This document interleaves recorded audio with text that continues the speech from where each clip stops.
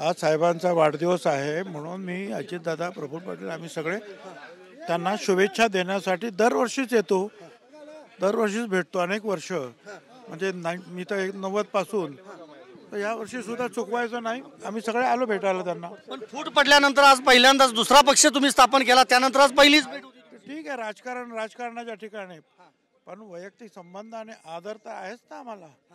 आणि आम्ही जर त्यांच्यावर 30 वर्ष जर काम केलेलं आहे, 30 वर्षाहून अधिक, तर त्याचे काहीतरी स्नेहबंध आहेतच ना.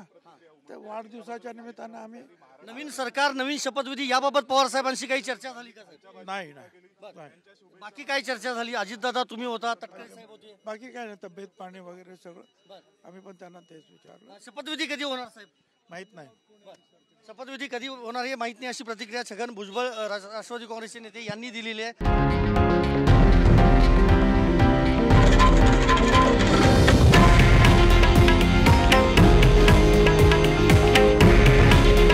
हे आहे देशातील नंबर 1 न्यूज नेटवर्क आणि आपण पाहत आहात TV9 मराठी.